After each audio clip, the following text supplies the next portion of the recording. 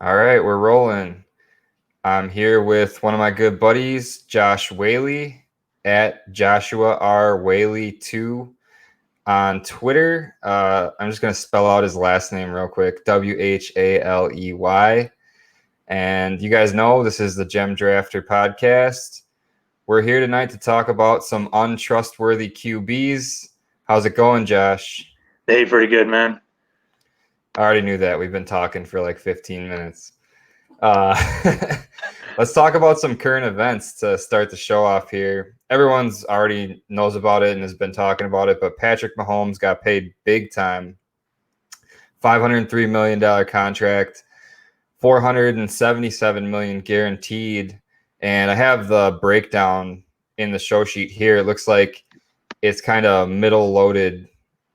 It's kind of a mid-loaded contract here when they project the salary cap to go up for the NFL. So they're kind of insuring themselves a little bit over the next 2 years in case the coronavirus causes a dip in the salary cap. Obviously, well-deserved.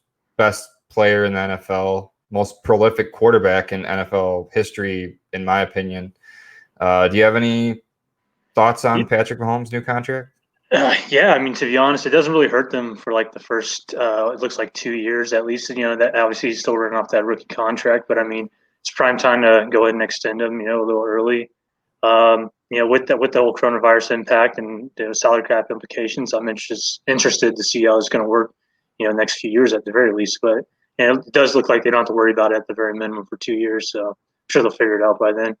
But I think it's a little early to anoint him as one of the most prolific QBs right now. He's has a year and some change of awesome QBing, I guess. But 2 years, I guess. But anyways, yeah, I think it's still a little early, but we'll get there. I'm not saying that he's like the GOAT, like Brady's the GOAT, but I'm just saying like I would say that Odell Beckham, his start to his career was like the most prolific start to a wide receiver's career. The way he put up like 1,200 and double-digit touchdowns every year. So that's what I meant by that. And something to think about with the Chiefs is that they have two skill position players locked into rookie deals in Mecole Hardman and Clyde Edwards-Helaire. And then they have got Tyreek Hill signed, and I don't know what Kelsey's contract looks like right now, but if they can afford all those guys, what else do they need? Just keep drafting defense. Yeah, I wish they would go ahead and dump Watkins' bogus salary right now. He's not worth the money, to be honest. Anyways, yeah, once it runs out, he'll be gone. Yeah. So a much lighter piece of news here that I just wanted to quickly touch on is that the Patriots restructured Rex Burkhead's contract because he probably would have been a cap casualty if they didn't do that. And it's just interesting because I myself was talking a lot about Damian Williams this offseason. And we actually had a recent trade where, right? It was with you, right? Where I sent off Damian Harris in a super flex for Marcus Mariota because I was the car owner. So it adds a little bit of ambiguity to the Patriots backfield, which I'm sure people are already expecting. But looks like Burkhead's not going anywhere. Oh yeah, that trade. I mean, I felt it was fair all around. I mean, I had absolutely no need for Mariota, and at worst right now, I guess he's to back up the car. And say Carr keeps it, it's a win-win for you either way. Me, I needed the RB depth, so I mean, I wouldn't mind taking a flyer on Harris. I did like him back in college. He didn't really show much last year, but he was banged up, so I'll give it another year. Before I start judging that, and plus, Cam Newton showing up in New England. I mean, it can only bode well for the running backs at least. Speaking of which, you want to touch on some Cam Newton as the resident Carolina Panthers fan? You probably got the closest eyes on that situation. Well, shoot, man. Let's just say I might be joining the Patriots bandwagon, but no. I mean, I'll joking aside. I mean, I'm happy for Cam to get that contract over there. It sucks that it's it's like a veterans minimum with incentives up to like $7 million or something. Basically, he's getting paid mediocre backup money. And he's probably going to be the starter. I don't foresee Stidham holding him off whatsoever. But I mean, shoot, the impact for him going over there, the receiver wise, he needs that big body receiver, so Harry kind of fits that bill. It sucks because he doesn't really hit the the small receivers in the mold of like, I wouldn't necessarily say like Edelman. He's not that short, but I mean, he doesn't hit the slot as well as he does. And then he has to dump off, RB in the mold of James White. So I mean, shouldn't be too bad of an adjustment for him. Cam has been known to hit up the tight end with all his years connecting with Greg Olsen. It could be interesting to see if he forms a relationship on the field with these rookie tight ends that they picked up this year, Asiasi and Keene. Or maybe they bring somebody in. Someone that I've thought for a while might be interesting for the Patriots to bring in is Delaney Walker, who's on the street right now. Been injured often the last couple of years, but maybe he gets a little revitalization in New England. Yeah, and there's not only that, there's a bunch of tight end. Like I think Njoku requested a trade. There's a lot of disgruntled going around the NFL right now. So yeah, there's plenty of speculation. Yeah, I'd love to see Njoku get traded. I was trying to think of spots off the top of my head that were good landing spots for him, but I mean, basically, I just went straight to the Patriots because they have two rookies and nobody else. I think for sure Njoku is going to get traded, though. They signed Hooper and they drafted Harrison Bryant in the 4th. I think they still have that blocking tight end that's been on their roster for a while. I can't remember his name off the top of my head. But there's just no need for Njoku if they're going to be running with Hooper. And obviously he wants out of town, so I could totally see that happening. Yeah. Well, we had some breaking news right before the show that we added in last second, and that's Raheem Mostert requested a trade from the 49ers. I personally think this is kind of just a BS flex on his part to try to get some more money, kind of like what the Roto World blurb says. Like, who's going to be trading for Raheem Mostert? He's been on how many different teams, and I just feel like it's Shanahan making Mostert. Mostert isn't making the 49ers run game. Yeah, it's kind of funny. I mean, they're saying they just won the Super Bowl and all this stuff, and then how you're going to request a trade right now over money. I'm kind of be happy to get that ring, but what you would call it? I mean, there's still some landing spots out there. I can see teams like Tampa Bay trying to push all in. They can grab some veteran talent. Honestly, NFC South. I mean, besides obviously Carolina, they don't really need maybe a backup role, but I doubt most would really want that. But Tampa Bay or even the not the Saints, but the Falcons, man, they just have nothing behind Gurley, to be honest. So I mean, in Gurley's knee, we know that can blow out pretty much any day. So yeah, I think there's some good landing spots that that are still available for some of these veterans to go to. So it'd be interesting to watch this for sure. Yeah, and if it does happen, I mean, are you all aboard the Tevin Coleman or Jerick McKinnon trains? McKinnon, I don't trust, man. Like he's just so hurt. He's coming from ever since Minnesota, man. I've never been a fan of McKinnon. It's like one of those guys who's chasing talent, but you're never gonna get the results. Yep. But Coleman, yeah, I definitely want to see what Coleman can do. I think that's a sneaky little play. And then there's two I think undrafted running backs they got Ahmad Salvan and Hasty. I'm really interested to see Hasty though. He's a little burner, so that's gonna be my little sneaky grab late in the draft. Yeah, Hasty is interesting. I watched some of his Senior Bowl stuff and then went back and watched some of his highlights. I kind of liked the spice that he had in his run game. Obviously, not very athletically upper percentile. Oh yeah, for lack of words that I have there.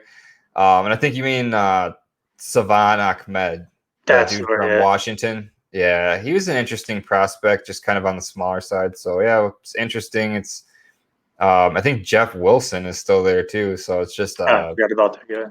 Patriots style backfield going on in San Francisco. Yeah, we'll see what happens with that. So that's what we got for current events. I think we can just jump right into our main event here with the I originally had it named QBs not to trust, but I think untrustworthy QBs sounds a little bit better. I was kind of back and forth between untrustworthy QBs and don't trust them. Like just making a brand name, don't trust them. and then just having the position after it. But I'm going to stick with untrustworthy. So we each got a couple QBs to talk about, and then the other guy is going to have his say in about the player that the other guy chose.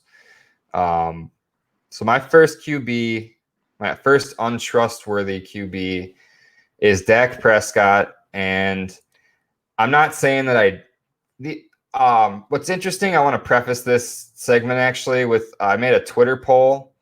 Not a poll. I just commented on Twitter and I said, comment with a QB that you don't trust going forward in Dynasty.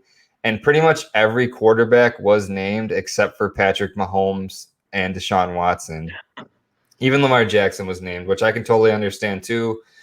Not to get too off topic here, but the way Lamar Jackson runs with his head down, if he's doing that for multiple years going forward, I can see a serious injury happening to him. But to get back to Dak Prescott, with these untrustworthy QBs, it's just like, how much do I not trust them? And it's all about value. Like, my heart has always been with Dak Prescott. I've loved him since the beginning. He was such a great value the last couple of years in startups, like 4th, 5th round. Coming off that rookie year, he was like in the 3rd round, but now he's all the way up in the late 1st round.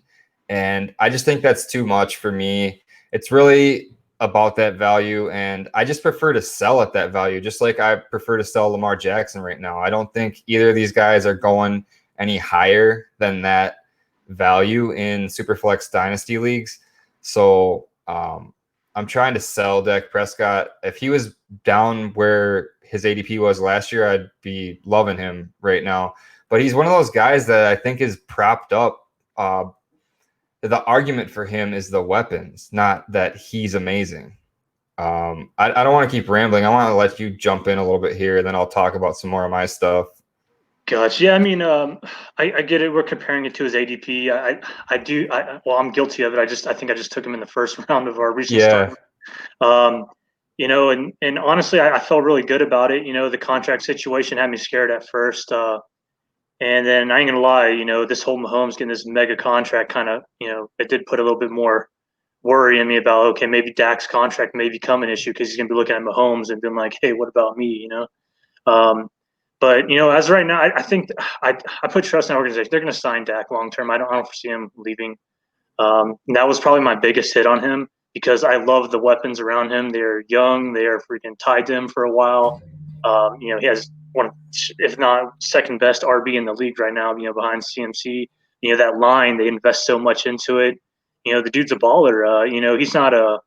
He's not necessarily a gunslinger in the mold of like, Aaron Rodgers, Big Ben back in his prime, stuff like that. But, he gets the job done, and then you sprinkle in some of his rushing ability. He does have the leg appeal, but he doesn't rely on it like in the Lamar Jackson way. So I do think, 1st, 2nd's a little high, but it's not out of the realm to grab him in my opinion at that point because most of his points aren't coming off his legs. Not that I'm saying like most Lamar's, but you get what I'm saying. Like Lamar's a screaming sell. Like I agree with you with the sell. I mean the points from his legs, his injury, risk is a little bit higher than normal. But I think Dak Prescott is relatively safe for that. He's here I'm rambling, but he definitely he'll get you points in every such way, and you gotta love those weapons, man. Yeah, I like I said, I think Dak's a good. I said dad. I think Dak's a good quarterback. Just I don't think he's like an elite quarterback.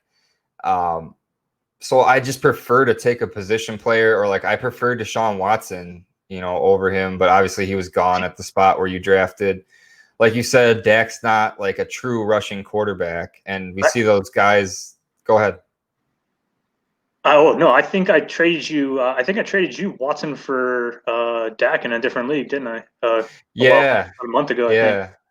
I think. I traded you Dak and Barkley for Watson, Kamara, and 200 cash, which is equal to like a mid first round. Yeah. Well, if you factor in inflation, it's like if you factor in inflation, it's like not even a late first because those we'll touch on that later. Yeah. those wide receivers that are considered mid to late or like late first round, early second round picks were going for more than that.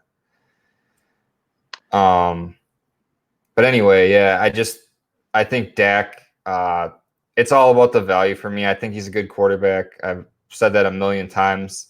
Little fun fact I added in here: Gardner Minshew didn't have any rushing touchdowns, but he had more rushing yards than Dak Prescott last year. So, fun fact: Gardner Minshew out rushed Dak last year, and we're looking in fantasy for that rushing attack from a quarterback. But part of that is that Dak's a smart player, like you said. I have a link to like this interesting video by this guy that I really recommend watching his videos, Brett Coleman on YouTube. It's at the bottom in the show sheet here, and I can post it on Twitter. I'm sure people know about Brett Coleman. He gets like 100,000 views on his YouTube videos.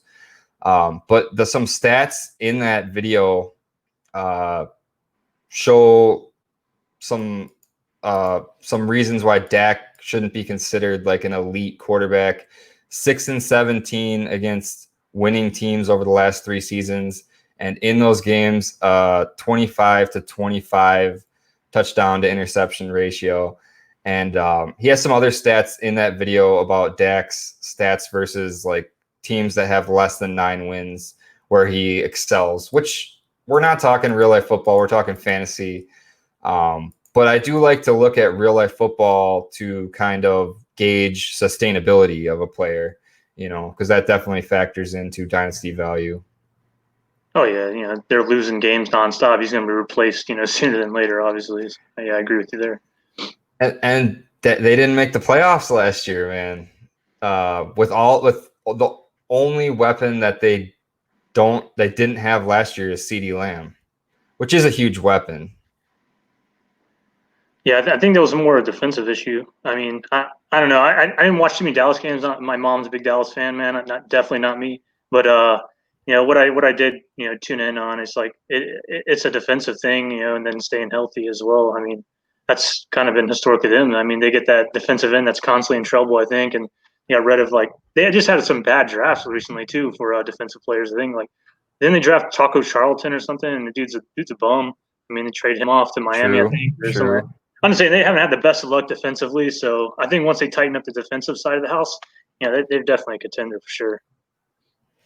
For sure. And just a positive point that I'll add to Dak to kind of defend your side is that when you really think about it, look at the cornerbacks and safeties in that division that he plays 6 games a year against. Really not top end. So, I mean, maybe that's a negative against him. Maybe he should be shredding them, being the number 1 QB, because that division's defenses are not, like, as far as the secondary goes, in my opinion, they're not top shelf.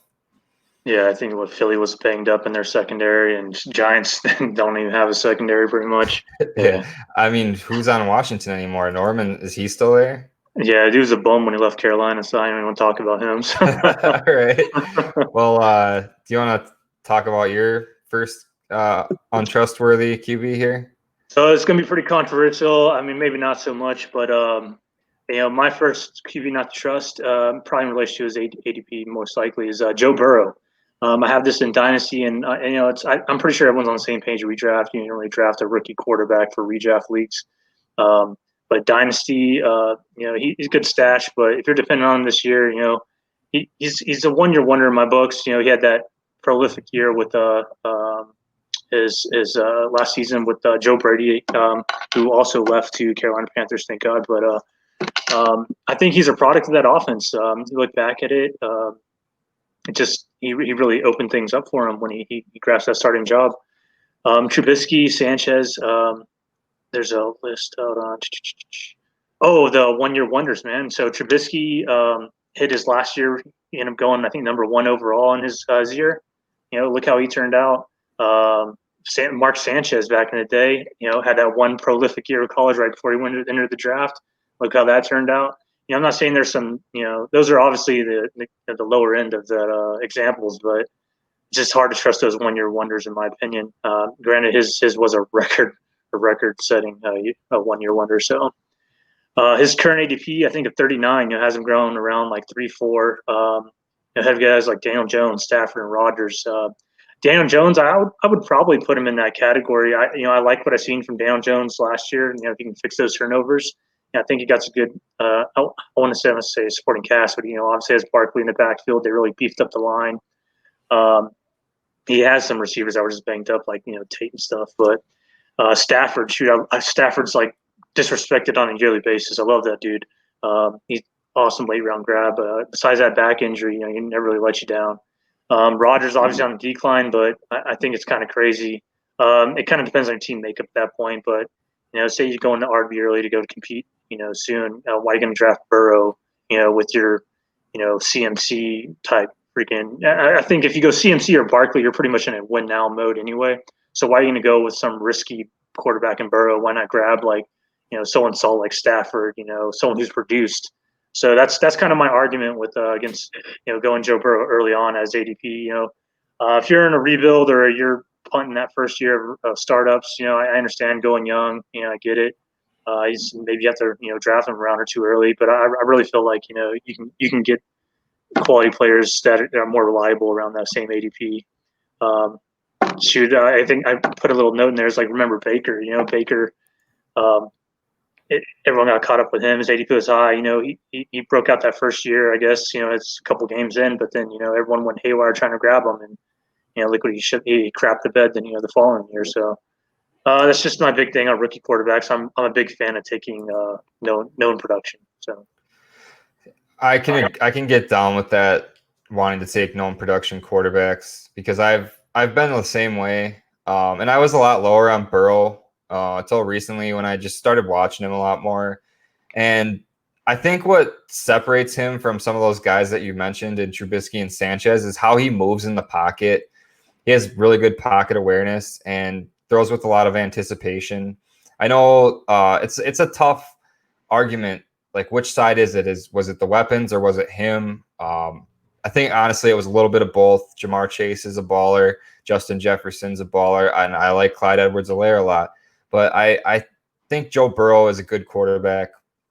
I think he's got enough weapons around him to get the job done for fantasy on his rookie contract. Even if they don't have A.J. Green, they're going to have T. Higgins coming up.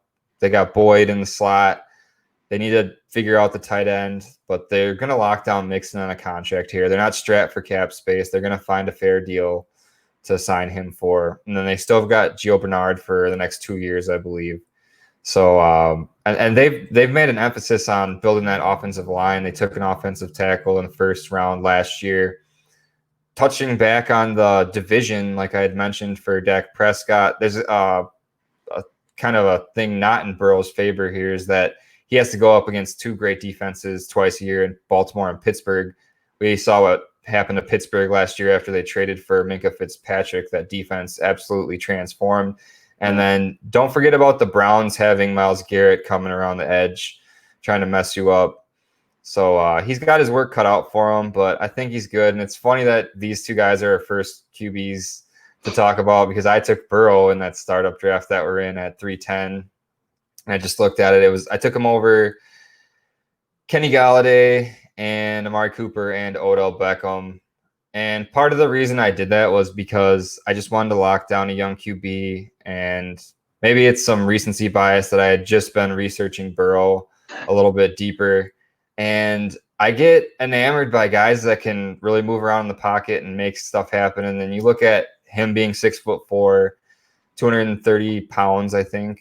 I just think he's a good player. I think he's number one pick for a reason. And I have faith that he's going to retain startup value going forward. It's weird. I think on Player Profiler, he has a comp of Jameis Winston. I thought that was pretty funny though. So he doesn't have those accuracy, those interception issues, I guess I should say. But to be honest, I'm not a hater on Jameis Winston. I think he's awesome for fantasy, obviously, but that's a whole nother story. But anyways, just player comp, right there, Jameis Winston, I thought was kind of fitting because Jameis is mobile as well. He just slings the ball very well as well. I just want to see what Joe Burrow had for interceptions last year. I don't think it was very many. I'll also look at what Winston had in college for interceptions. That's a good thing. I didn't even think about that. Yeah, he had 60 touchdowns and 6 interceptions last year. So I don't know. I've got faith in him. Yeah. But we'll see. like I said on a previous podcast, I'm wrong sometimes. And like that league we were just talking about, that's a mirror to the one that we're in right now. I took Corey Davis in the 6th round of the startup last year. So, and I won the championship still. So there's always room for error as long as you hit big on some of your other picks. Yeah. So my second untrustworthy or not to trust QB or don't trust them QB is Tom Brady. And what's funny is yesterday I talked to one of my buddies I haven't talked to in a couple months, and he's the one that got me into fantasy football like 10, 12 years ago. And we were talking about the Buccaneers, and he was like convincing me about Brady, just all the stuff he was saying. And he's like, I really think Brady's going to play till he's 45. So that would be through 2023, I think, or through 2022, rather. But I'm not going to trust it.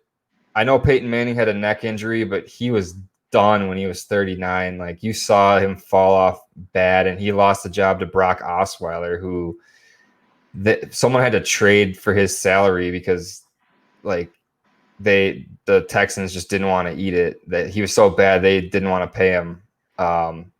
I think a lot of the Brady hype, if Brady was still on the Patriots, people would not be loving him like they're loving him right now. So much hype around the weapons, just like Drew Lock. And like I said about Dak, like it's the people, when people are talking about the weapons rather than the player, it just like makes me kind of like look side-eyed, like, okay, like let's reevaluate this. I think Brady's most likely going to be overdrafted this year for what he's really going to do. Yes, he has a lot of weapons. Could be a solid back end QB1, which he has been for the last couple of years. But if that run game doesn't get going and it's all on Brady, I think he's going to be dinking and dunking to Chris Godwin, and I'm skeptical of this offense. Yeah, I mean, it's hard for me because I completely agree with you. And I guess that's not a negative, but it is a complete dynasty fade for me. I don't play much redraft, so I don't really know which round he's going in right now. I think you said that the 8th, which that's still, I remember, look back to my redraft days many a moon ago, but I see that that's definitely early for quarterback in general, unless you're getting one of the studs. So I mean, I can definitely see that. I don't believe this late in his career, new team, new scheme, his fading arm talent. I think in startups, superflex startups, it's around 6'7" is what his last ADP was clocked at. I think it's around guys like Jimmy GQ, Breeze, Big Ben, Carr, and even I think Herbert's thrown in there. To be honest, I'd rather take any of those guys. Jimmy GQ, he's younger, I guess, so I get more years out of that. Breeze, I think, has better talent right now in his career. Oh yeah, and Big Ben, I'm not a Big Ben fan at this point in his career, but I'd probably be taking Big Ben with the chance that he plays maybe another few years. If everything stars align. But talk about that later. Derek Carr is going in that range. I hands down, I'd take the risk with Carr because he gets his stuff together. He got some nice little offense built around him too. And then Herbert, man, go with youth. Those are all guys I'd take over Brady relatively easily. And I think I put a note in there saying it could be a lean order for redrafters, but I don't even believe that, man. I was just trying to put some positive spin on it, but I don't see a way to make Brady even your QB2 is probably even not even a safe outlook to have him as for dynasty purposes. Super flex, I guess. Yeah, it's real scary to have any of those guys on a dynasty roster that you have to rely on. And Brady. I was trying to say Drew Brees too. Brady, Drew Brees, Phillip Rivers, Roethlisberger. It's scary to own those guys. And I think that talking about the ADP, I think there's a lot of variance for Brady depending on the league makeup, like whether guys chase youth or how. I'll just go out and say it, how smart they are. Because I've seen him down. I think in this draft we're in, he went in like the 10th, 11th round range, closer to that. Maybe I'm wrong, but even that in that range, too much of a price to pay for me. I'd rather take a young player that I think is going to develop, especially in the format that we're in. Like I think in the 10th, 11th round is where I took like Irv Smith Jr. going to start 2 tight end. And honestly, this might sound crazy to people playing super flex, but I'd rather have that guy than Brady on my team. Just from a team building perspective. So we're in agreement here. We're the type of players, similar players, because we just get our QBs a little bit earlier than that. We like them a little bit younger than that. And, that's why we don't make too many trades too often, is because we kind of see things similar way. So it's not easy for us to put one over on one another. I think that Dak Watson one was really surrounded around the Kamara Barkley side, to be honest. But to me, they're a wash. So I mean, they're ranked literally, I think, 3-4 for me. So I trust Watson more, like I said, but it's a pretty decent upgrade from Kamara to Barkley. Yeah. So that's why I made you pay that extra cash. That's fine. So you want to talk about your next guy? All right. So I put my second QB not to trust, and this is mainly off his startup ADP because it is ridiculous. I've seen it all over the place, all over the first round. I've seen people draft him as early as, I think, QB2 behind freaking Mahomes, ahead of Jackson, which I don't have no qualms with necessarily, but just being drafted in that first round in general, I think Kyler Murray's way too improved. I'm big on the proven success. But he is set up for success. I can see the hype, but if we think back to when Baker, I hate to brag on Baker, but I think it was either a year or two ago, Baker had that nice ass rookie season, and then I traded him off that following off season. It's just not risky. I traded him for Watson straight up. I just I rode that wave. I think Kyler Murray's another guy you can do that. He huge momentum around his ADP. I think it was like 5th round startup. A few months ago. Then the Hopkins trade happened, and then he just shot up there. So I think you should. He's screaming sell in my books. I'd do a lateral trade with him. Going back to why not to trust him, though, you can easily get the same production out of guys that are going. I think you can get the same production out of Josh Allen. In my opinion, he's probably going 3-4 rounds later than the first round, obviously, but in Superflex talking about strictly, but his rushing attempts I think are going to likely reduce. They added weapons, and then Drake taking over that full-time role. I think he had 93 rushing attempts last year, if I recall. And then, I don't foresee that. I think he'll maintain, 4 or 5 rushing attempts a game, maybe at best, which does put him up there in 70 range. But I would probably say that's going to be his ceiling from now on. I don't see him. He's getting acquainted with the offense. That's not really Cliff Kingsbury's goal to have his quarterback freaking rushing that many times. In my opinion, he runs that was a spread, right? 3 wide receiver sets. It seems pretty spread. They run 3 and 4 a lot. Yeah, he like I say, he's bringing that from college, and I think that's his goal. I don't really see him, running the quarterback. Air raid. Yeah, air raid. That's it. Air raid, that's what it's called. Obviously, I was touching on. I do like the weapons around him. He is set up for success, but I would take Wilson definitely ahead of him. I'd take Watson for sure, even with the loss of his weapon. I'd even take Wentz, Dak given, obviously, but Wentz, everyone knocks on that back injury, but people don't remember. It's like he was doing what Kyler Murray's doing. Kyler Murray finished the season pretty hot last year, but he's doing that for a few years now. So back injury aside, I guess. So. Yeah, I mean, when you look at Murray, he was the 7th most sacked QB in the league last year, so that's a little bit concerning. But I think them adding some more weapons in Hopkins and Drake. I mean, obviously Drake was there last year for the second half, and they did draft an offensive tackle in the 3rd round this year. So maybe that helps a little bit with the sacking going on of Kyler Murray. And, he's got another year to learn more. He's obviously a good throwing quarterback, and he's really, really fast. He's probably a 4.4 guy. And the thing that I do like about him is that he does get down for the most part when he's running. He doesn't take chances. That makes me think of just how good Patrick Mahomes is, man. Just to throw it back to Mahomes, I was watching a Chiefs game yesterday just to research some McCole Hardman, because I'm going to do some stuff on some value wide receivers coming up here in the next couple podcasts. And there was a play where they did an end around to Tyreek or somebody, and Mahomes was out in front to block, and then he just got down right away. And Murray does that too, man. Murray just gets down. He's not trying to take a hit. He's like 5'6", 200 pounds. He's not 5'6". I was exaggerating, Yeah. but I think he plays smart. He protects the ball decently. There is that famous play in college where he tried to pivot off the ground using the football or balance himself with the football, and then he fumbled it ridiculously. But I think for the most part, he's pretty responsible quarterback, good passer. He can throw with anticipation. I definitely do agree with you that his ADP is in sell range, just like how I feel about Dak and Lamar. So I'm with you on that. But I don't think he's going to be this guy like Baker Mayfield that's going to just fall from grace. I think he's with a keen head coach that's going to tailor this offense to the skills of Kyler Murray. And, man, he added Hopkins. I just got to reiterate that. I think at worst he's down in that Josh Allen range of ADP if he has a bad year, which is like mid-third round, late third round. Yeah. Which isn't a huge hit. But Baker, man, he was going like where Kyler Murray's going this year. Exactly. He was going last year. And I don't know what it is about Baker Mayfield, man. I just don't like the guy. I think he's way too cocky for how good he actually is.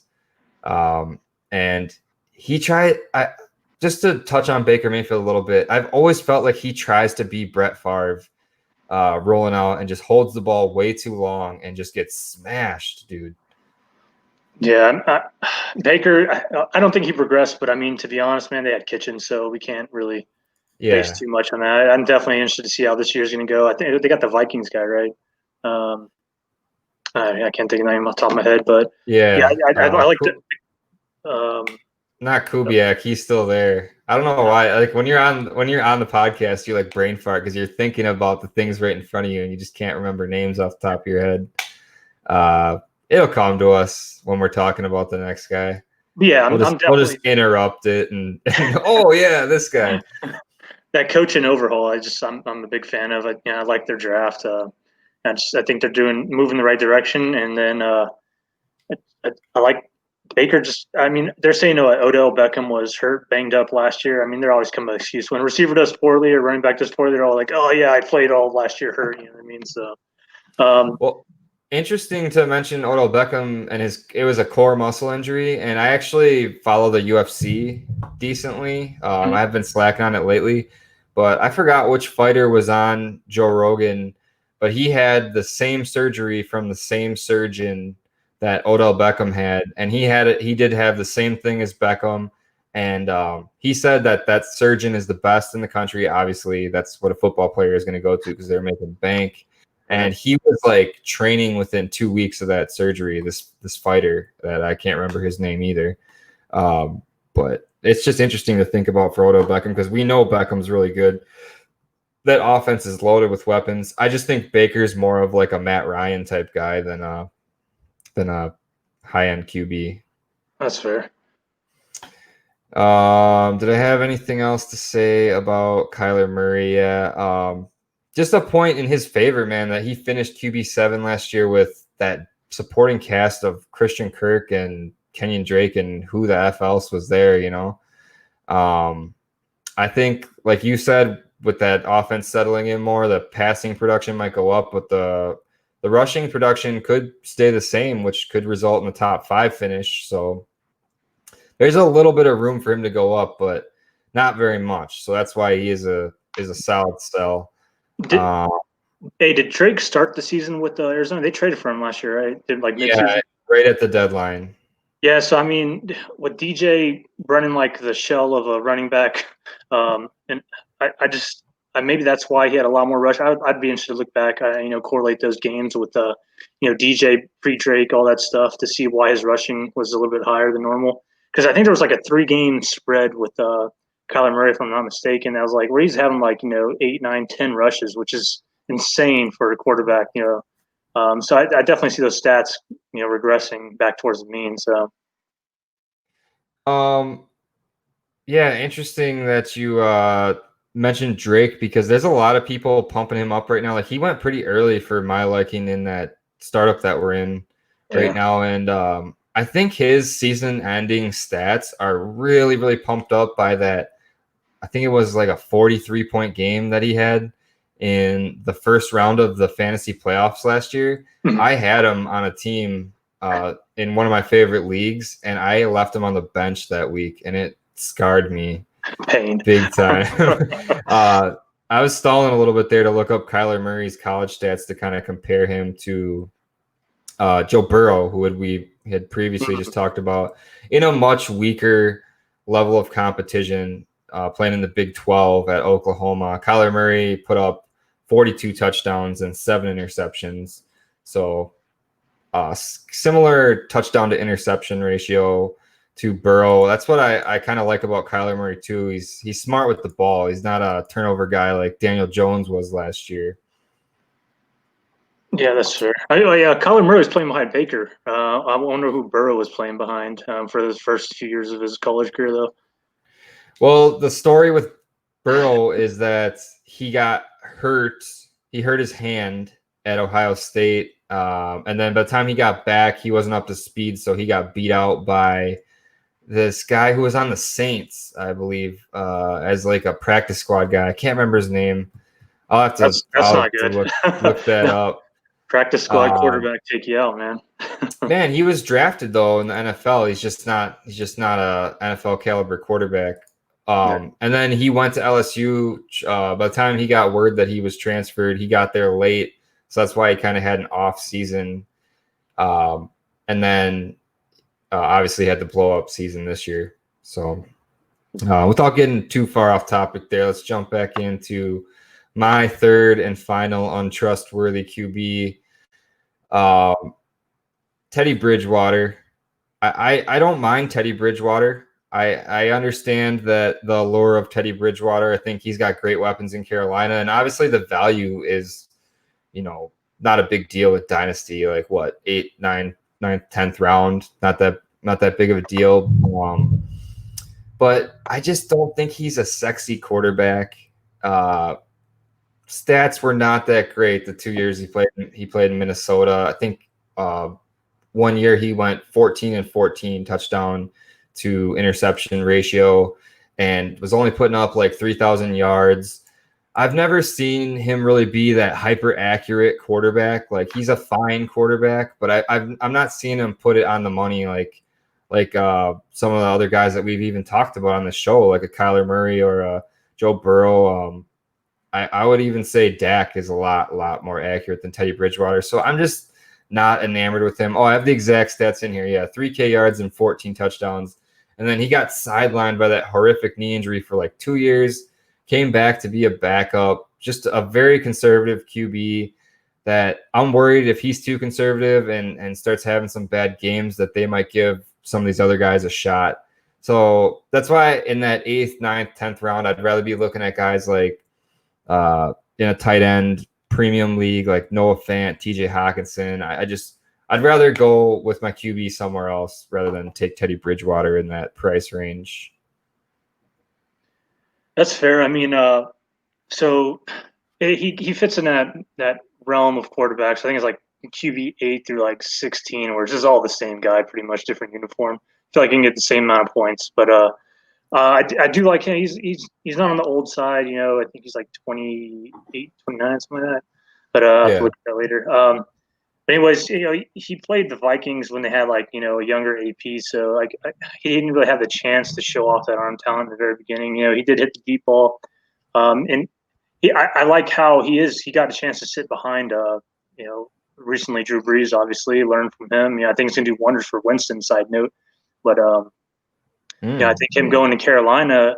The coaches already talking him up. I don't know how they've seen him throw during this coronavirus stuff, but so some reason they're saying he can nail all the throws that are wanting to ask for him. And I think Joe Brady obviously evaluated him. So I mean, it's just thinking about just that's offensive coordinator there, then you really have good things to look forward to. Because obviously, if you love Burrow and see what Burrow did in college, I mean, you can only imagine what Teddy B hopefully do at the pro. I mean, obviously in Carolina. So. I love the weapons. He has a nice little receiver core. Headline, obviously by DJ Moore. Curtis Samuel. Obviously they lost Greg Olson, but they do have what's his name? Robbie Anderson. Yeah, they grabbed Rodney Anderson from Ian New York. Thomas. Yeah, Ian Thomas, that's the one. I'd have a good outlook for him. He showed flashes last year. Then I don't know. I think he fit. Obviously, he's going to check down to CMC, and that's what's been working in the past. So I don't really see a need to change all that much. I do see him. He's a healthier quarterback. I mean, now you can't really judge him on that knee injury, and what he did. The year or two post that injury. It takes a while to shake off that knee injury, get mobile again. I think we did a stint in like New York, right? Like at the Jets, I believe. Like, Yeah, yeah, that was his first contract coming back. It was just like a 1 year, 5 million. like prove it type deal or something. But Yeah, but I don't think he played at all for them. Maybe he yeah, did. Maybe I'm just remembering wrong. I think he's fine. He's just one of those quarterbacks that I don't think this time next year he's going to be up in like the 4th round of ADP. I think at most he'll jump up into like that 6th round area. And yeah, I don't know. I've just been spoiled, I guess, by these last couple of years of hitting on like the Dak Prescotts, the Lamar Jacksons, some of these guys. So I'm just looking for that quarterback. Like I think if the Giants have a good season, a guy like Dan or even Drew Lock, like if a guy, that's like a target that I'm looking for, where he's going in that same range as Teddy Bridgewater, but he has potential if he puts it together with all those weapons to jump way up, and he's still super young. We haven't really seen what he is yet. yeah. That's the truth. I mean, you haven't seen what Teddy Bridgewater is yet. To be honest, I mean, you kind of get flashes Oh, here and there. Yeah, I mean, I like what I saw from New Orleans. I was really, really happy. When he played out the end of the season, he looked good.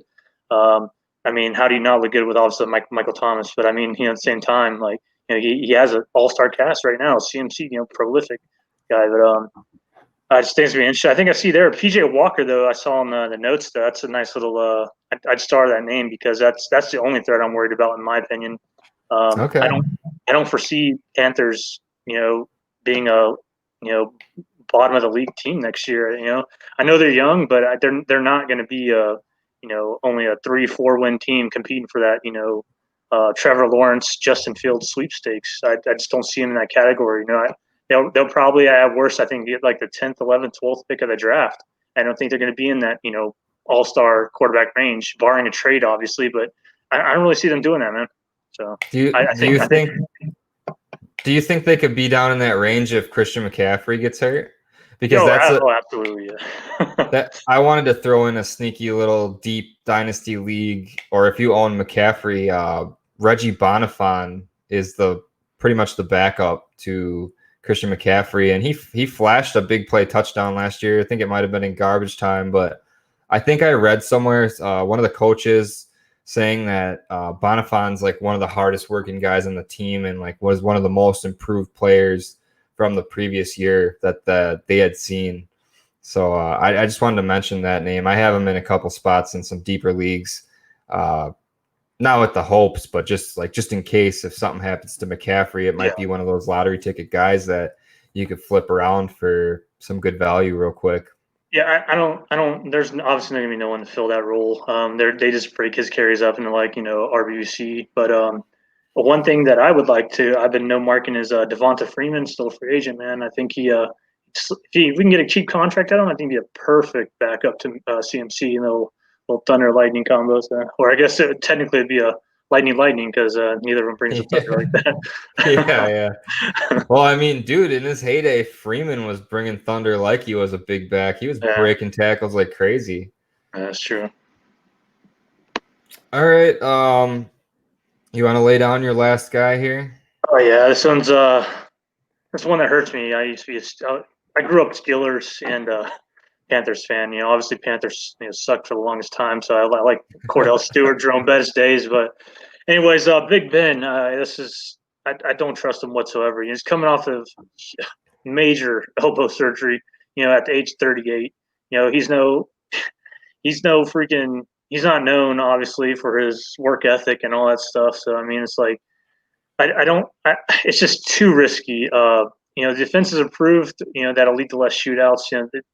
Their linebacking core now. They made that trade for Minka. It's just they got a defense now that's literally going to do ball control. So no AB, no Bell. So I mean, it's just he didn't get a coronavirus ruin the offseason to really mesh with like a lot of the new players he'd be playing with. He was hurt all last year, so I mean, it's this guy's not Juju. I think is the only guy he'd probably be thrown to that he's thrown to before that has some sort of success.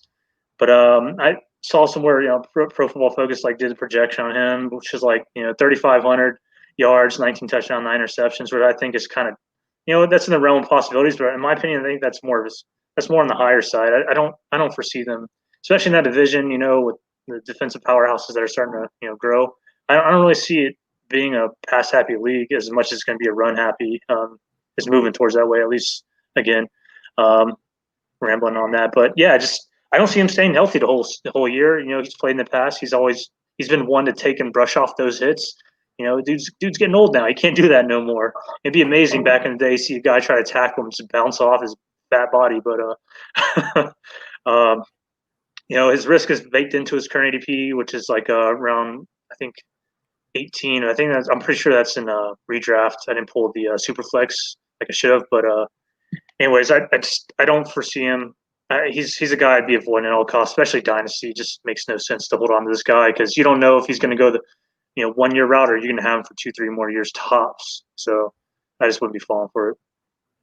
Yeah, I'm completely off Ben too, man. I totally agree with you. Like you were saying about his limited mobility and injury risk. I think there's been rumors for years that people have said, he just doesn't take care of his body. He's kind of a known drinker.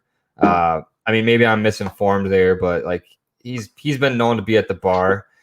And I've also heard that he doesn't practice regularly because he just gets so banged up and can't recover that he has to just take time off as the season goes on. And basically the opposite of Tom Brady when it comes to taking care of himself. But I mean, this team is a good team. They've got a good head coach. So we'll see what happens. They were like really, really close to making the playoffs last year, or they squeaked in with like a terrible team. I don't think they made it off the top of my head, but I think they were like a wild card chasing team for a while. And I just want to also say real quick, I cannot endorse anything PFF related. They had Zach Moss as their top running back pre-draft. Just seeing, the top 4 guys pre-draft, not including CEH, I just don't get how I don't care about your model. You can't say that Zach Moss is better than JT and other guys, Dobbins and Swift and Akers, and now CEH. Pre-draft, I wasn't even saying Moss was ahead of CEH. And then just that they moved Brandon Ayuk to the top wide receiver immediately following the Debo foot injury. Like, come on, man. Yeah. I'll definitely not. All that aside. So yeah, I think we're on the same page there. Screw Big Ben. Were you looking something up for Big Ben right there? I was just gonna see I was just checking to see the playoffs, all that stuff, if they made it, but it doesn't look like they did. So in 2018 he had like a career year, but he had AB. Bell sat out that year, but Connor was like that breakout that year and played 13 games. And that year AB put up 1,200 yards and 15 touchdowns, and I think Juju broke out that year, 1,400 yards, 7 touchdowns. Before Big Ben had those guys, he was like a 3,500 yards and 20 touchdown guy. So we'll see if Deontay Johnson can step up to the plate. We'll see what Chase Claypool is. But I think people listening to this podcast are like, why are you guys spending this much time on Big Ben? Yeah. We're not on him either. So let's move on from those quarterbacks, unless you got anything else you wanted to add there. I mean, I can go on and on about quarterbacks I don't trust, to be honest, because there's a couple more of them, but they just don't really hit as big as those ones we listed. So, well, like I said, there's pretty much every I did another Twitter post today where I said comment with a running back you don't trust, and pretty much everyone was named except for the top dogs. Yeah. So it's like there's a level of not to trust of every player at every position aside from those top dogs, but you just got to find that middle ground. And that's part of the reason why I wanted to do this, what I'm making into a series now. I'm doing running backs next week and then following it up the next week with wide receivers and tight ends. So a little teaser there, just to try to like get in the weeds and figure out, why and to what degree we don't trust these guys.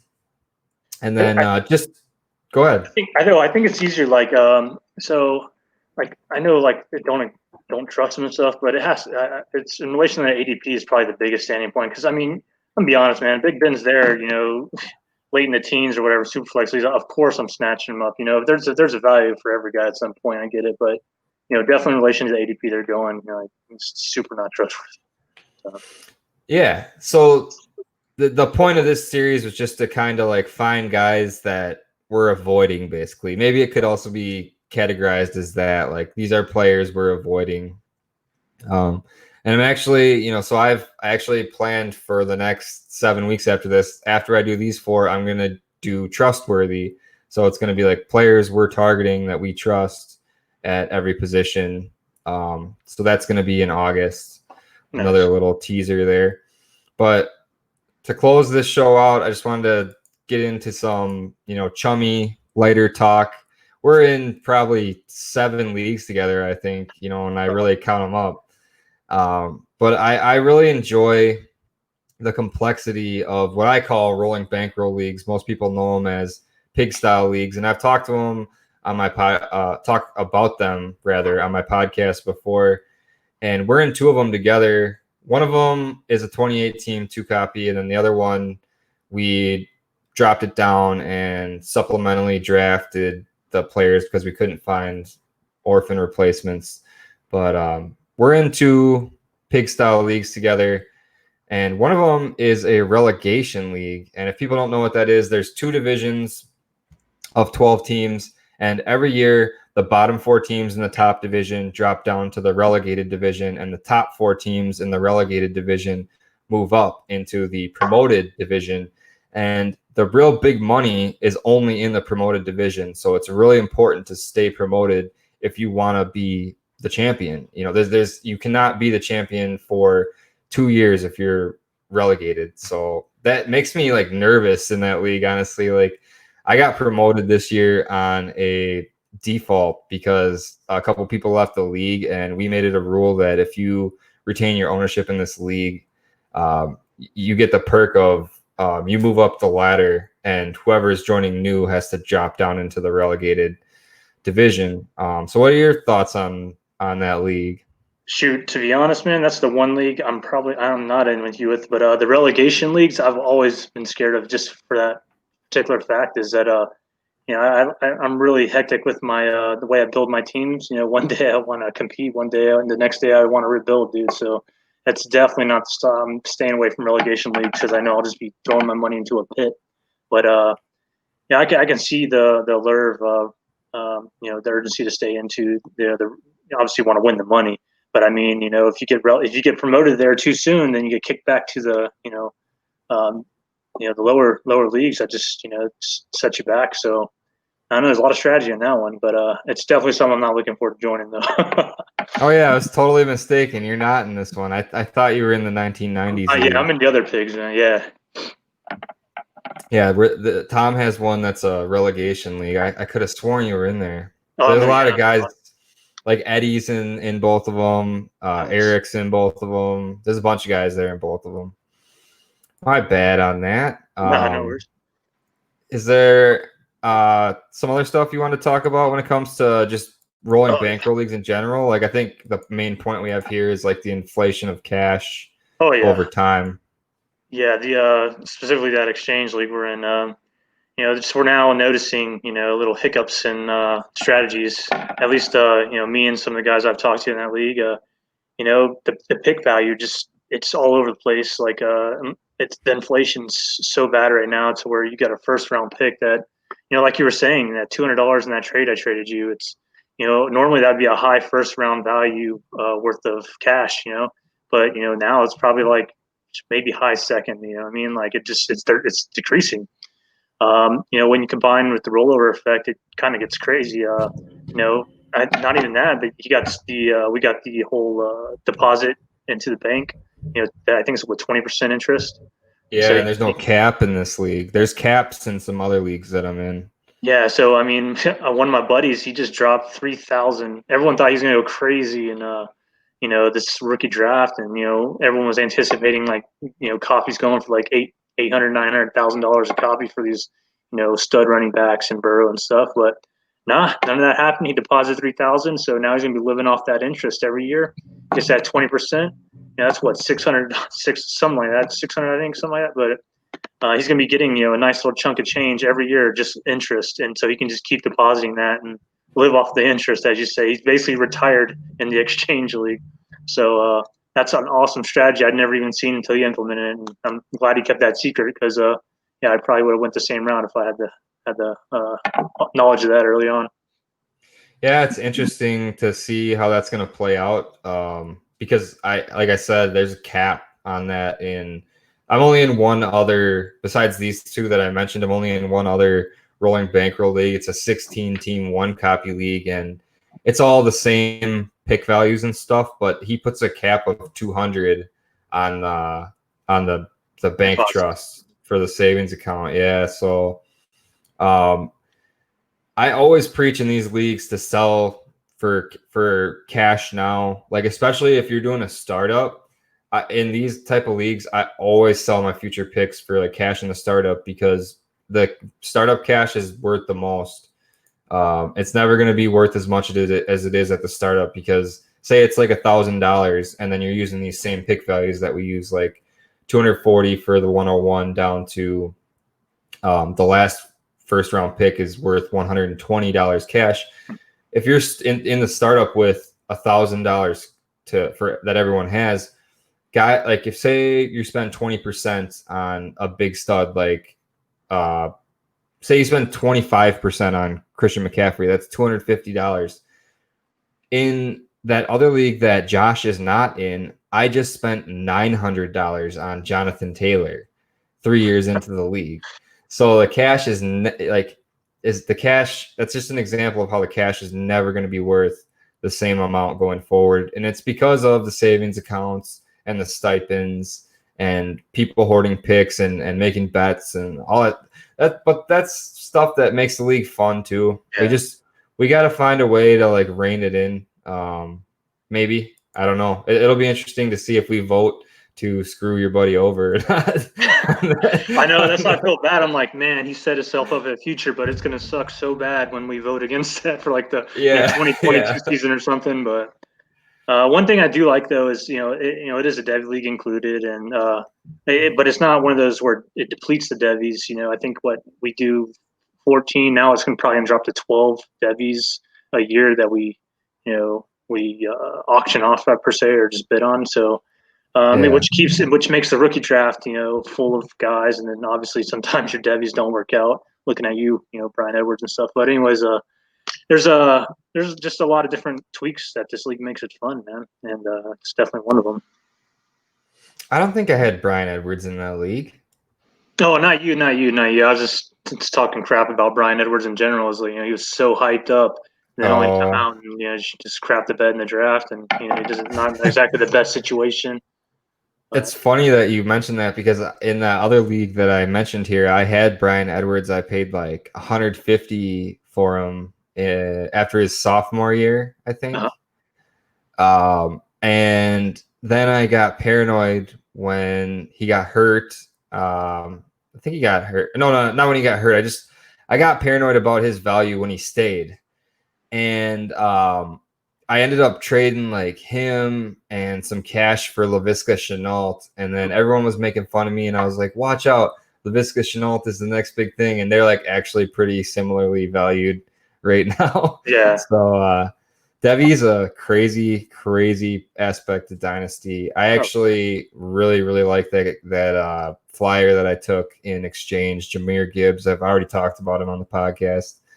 I think dude's got like that Reggie Bush, Saquon Barkley level of high school highlights where he's just running away from everybody, making everybody miss. Now he's got to get through at least 3 years of college, staying healthy and proving himself. But I think the kid's got a lot of potential. Not to put a damper on that, but there was a guy I was really in love with, I guess per se. But Zamir White, Zeus, dude, freaking, like I say, looked like a man amongst boys in high school. Dude goes, I think he's in Georgia, and she blew out both knees, dude, like back-to-back injuries. I'm just like, yeah, that sucks. He looked like the next biggest thing, but yeah, we'll see how that works out. Well, the everlasting Frank Gore throughout his career has blown out both knees. That's true. He's a rare breed, but I think Zamir White's, set up to be the lead back at Georgia this year. And if they play the season, he could be a value next year in dynasty rookie drafts, being like a mid to late second round pick, kind of like if I'm referring or comparing it to this year, rather like a Zach Moss, AJ Dillon, Anthony McFarland type of guy next year. Could be interesting. Oh yeah, and then with especially with the RB class being so dried up, I mean next year's pretty weak. So I mean, well, then again, you got like a huge wide receiver class, and then those quarterbacks. So I mean, he could still go into the second. So I see what you're saying. Yeah, for sure.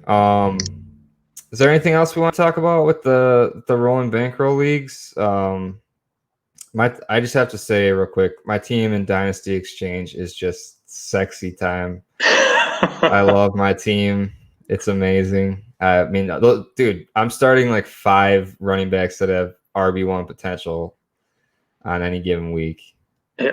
I ain't gonna lie, I was worried a lot more about it. And then it's like my tight end situation wasn't good. And then one day I actually reviewed over and I was like, oh, I have Jazeki. So that kind of made me happy. A little discovery right there. So I think I'm rocking like what's that? The Saints' old tight end, Jared Cook.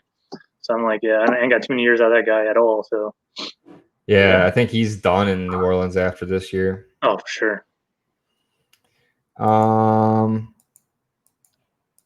One other thing I just wanted to mention about those leagues is that they're typically Devy leagues. Like if you're going that hardcore to be in a pig style rolling bankroll league, it's typically a Devy league. And I just think Devy, it just adds another layer and makes it more fun. Just like any of these other premiums that we put on like scoring, like or lineups, talking about super flex, tight end premium, start 2 tight end.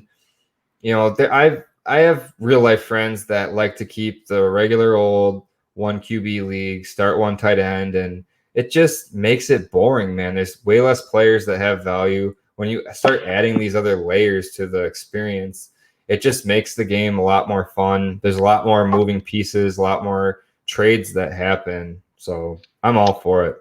Yeah, I'm definitely not going back. Like, it's super flex or bust for me. Either I'm going super flex or 2 QB from now on. But I'm also getting to the point where I really enjoy 2 tight end. Like, it definitely makes tight end position more valuable. It makes the draft way more interesting, especially the startup. So that's the only leagues for the future for me. Yeah, there's an IDP league I'm in. I'm not a big fan of it.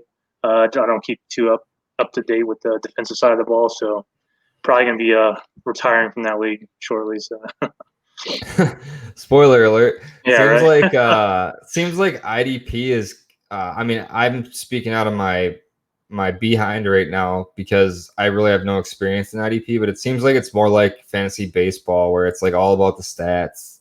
I mean, it's still eye test, obviously, because you're still watching these guys fly in on the ball, but it just seems like as far as linebackers and defensive linemen go, it's just all about the snaps and stuff for predicting tackles and points and all that.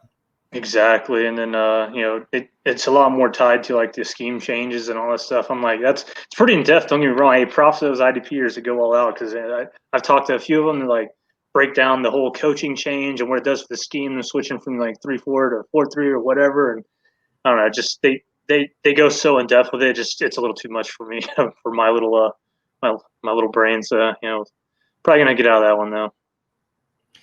Well, that's all I got for tonight. Thanks so much for coming on the podcast, man. I had a great time. We'll have to do it again soon.